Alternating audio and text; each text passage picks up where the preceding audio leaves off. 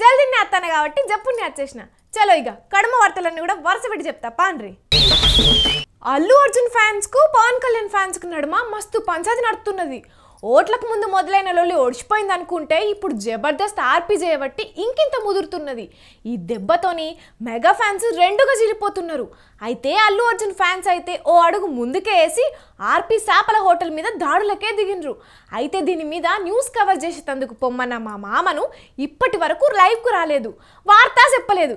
ఏడున్నట్టు ఏం చేస్తున్నట్టు?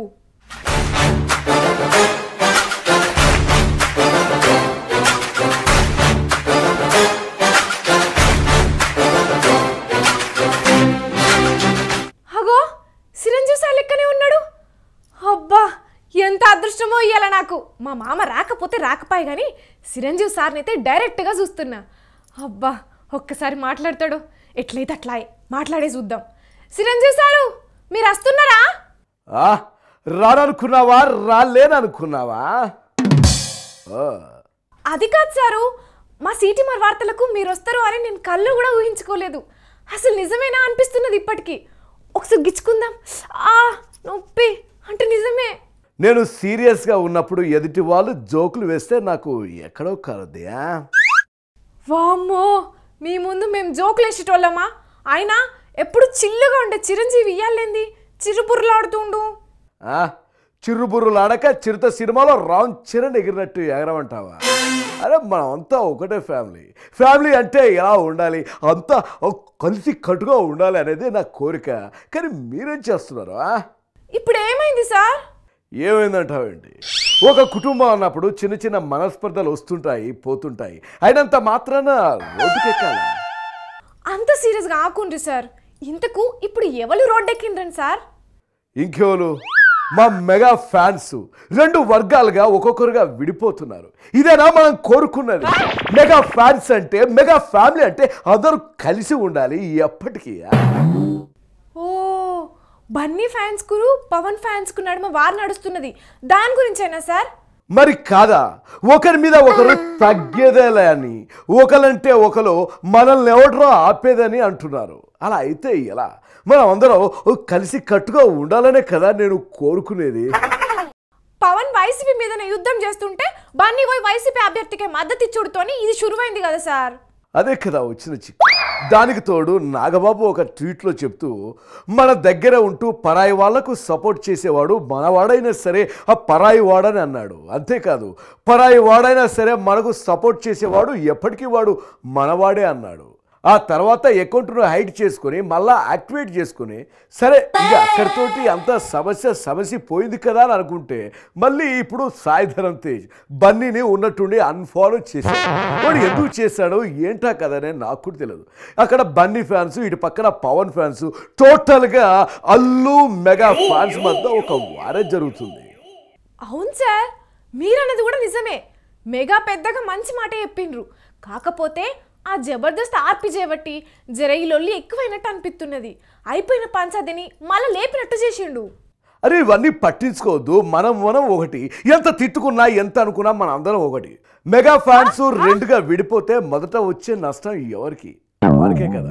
మన సినిమాలే కరువు అవుతాయి, మన ఫ్యాన్స్ డివైడ్ అవుతారు. అందుకే మన ఫ్యాన్స్ను మనం ఎప్పుడు కాపాడుకోవాలి. వాళ్ళు ఒకవేళ తొందరపడ్డా మంచి చెడు చెబుతూ మనలో మనమే సమర్థించుకుంటూ ఇంట్లో గొడవ పడ్డా కూడా బయటికి తెలియకుండా కాపాడాన్ని సజావుగా ఫ్యామిలీని కాపాడుకుంటూ పోవాలి. అది కరెక్టే కానీ బన్నీ పోయి వైసీపీ అభ్యర్థికి ఎట్లా మద్దతు ఇస్తాడు సార్? ఒకవేళ అలా బన్నీ ఇచ్చాడు అనుకో, అయినా ఇస్తే తప్పే ఉంది. రాజకీయంగా ఒక్కొక్కరికి రకరకాల భేదాభిప్రాయాలు ఉండొచ్చు. నేను ప్రజారాజ్యం పార్టీని కాంగ్రెస్లో విలీనం చేసినప్పుడు నా తమ్ముడు పవన్కు కూడా నచ్చలేదు. అలానే మేము విడిపోయామా? లేదే. రాజకీయాలు వేరు, బంధాలు వేరు, అనుబంధాలు వేరు. తర్వాత నేను జగన్ను కలిసినప్పుడు కూడా పవన్ నేను విడిపోయామా? పవన్కు వ్యతిరేకించాడా? లేదే. పార్టీలు వేరు, సిద్ధాంతాలు వేరు, మా ప్రేమలు వేరు, మేము వేరు, ఎప్పుడు కలిసే ఉంటాం. ఈ మెగా ఫ్యామిలీ, అల్లు ఫ్యామిలీ అంటే ఒక్కటి. ఇదైతే మెగా ఫ్యాన్స్ చెప్పే మాట సార్. అయినా బన్నీ వైసీపీ అభ్యర్థికి మద్దతు ఇచ్చిండు కానీ వైసీపీ పార్టీకి అయితే ఇయ్యలేదు కదా. అది కూడా ఆయన దోస్తని దానికి ఇంత పెద్ద రచ్చ ఎందుకో ఏమో. సరే అట్లా ఇచ్చుడు కూడా పవన్కు డ్యామేజ్ ఏమన్నా అవుతుంది అనుకుంటే కూర్చుండి ఇంట్లో మాట్లాడుకుంటే అయిపోయేదానికి రచ్చకెక్కడెందుకు, రచ్చ చేసుకుండేందుకు? అదే కదా. ఇప్పుడు సాయి ధరమ్ తేజు బన్నీని అన్ఫాలో కొట్టిండు. ఇప్పుడు అదే రకం చూస్తే దాని అర్థం మనం వేరే చేసుకోవాలా. ఇలా పోతే చాలా విషయం పెద్దదవుతుంది, తెంపే కొద్దీ దారం పలసన అవుతుంది అన్నట్టు ఏది కూడా తెగేదాకా లాగొద్దు. అందుకనే నేనే రంగంలోకి దిగాలి అని అనుకుంటున్నాను. ఒకవేళ నేను దిగితే సీన్ రివర్స్ అవుతుంది. అవును సార్, మీరే సెట్ చేయాలి. మెగా ఫ్యాన్స్ ఎప్పుడు కలిసే ఉండాలి అన్నట్టు కిరా కార్పి బన్నీకి యాంటీగా మాట్లాడుతుండని చెప్పి ఆయన చేపల హోటల్స్ మీద దాడి చేసిండ్రు. ఇలానే చూస్తుంటే విషయం ఎక్కడికో వెళ్ళేలా ఉంది. అందుకే అందరితోనే మాట్లాడి కూల్గా అందరినీ సెట్ చేసే పనిలో ఉన్నాను. ఇప్పుడు పైగా షూటింగ్ గ్యాప్ కూడా ఉంది. ఓకే సార్, మీరు బిజీగా ఉన్న టైంలో కలిసిన మళ్ళీ ఎప్పుడన్నా కలుపుతా కానీ మెగా అభిమానులు అయితే కలుపుండ్రి సార్, ఇంకెప్పుడు ఇట్లా కావద్దు. ఓకే అమ్మా, నన్ను ఇంతసేపు పిలిచి అల్లారు ముద్దుగా మాట్లాడి నీకు కావాల్సిన విషయాలన్నీ తీసుకున్నందుకు ఓకేనా, ఉంటా. ఆగో కోడలా, ఎట్లా చేసినా మిమిక్రీ ఇమిటేషన్. మరి నేను కాకపోతే నీతో చిరంజీవి సార్ మాట్లాడతాను అనుకున్నావు. ఓ నీ దుంపదేగా, ఏంది మామా ఇప్పటి వరకు చిరంజీవి సార్ లెక్కన మాట్లాడింది నువ్వా? చిరంజీవి సార్ రంగంలోకి దిగితే కానీ ఈ లొల్లి ఆగేటట్టు లేదు. అరే మనం కూడా మెగా ఫ్యాన్సే కదా, అటువంటిది మెగా ఫ్యాన్స్ రెండుగా చీలిపోతే మన మనసు ఎంత బాధ అనిపిస్తుంది. అందుకని చిరంజీవి సారే ఈ లొల్లిని ఆపాలని చాలా మంది మెగా ఫ్యాన్స్ ఎట్లయితే కోరుకుంటున్నారో నేను కూడా గట్టనే కోరుకుంటున్నా. అందుకే సార్ ఈ లొల్లిని ఆపేందుకు రంగంలో దిగుతున్నట్టు అనిపిస్తున్నది నాకు, ఎందుకో సెన్సు. రైటే మామా, నువ్వు చెప్పింది కూడా. మెగా ఫ్యాన్స్ అంటే ఒక ఫ్యామిలీ, ఫ్యామిలీ అంటే కలిసే ఉండాలి తప్ప ఇట్లా లొల్లులు పెట్టుకోవద్దు, రోడ్డు ఎక్కద్దు.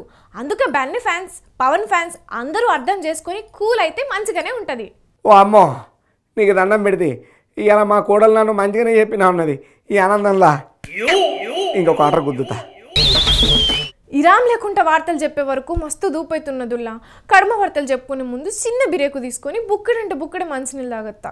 ఏమనుకోకుండ్రి, అట్లా ఇట్లా అత్తా.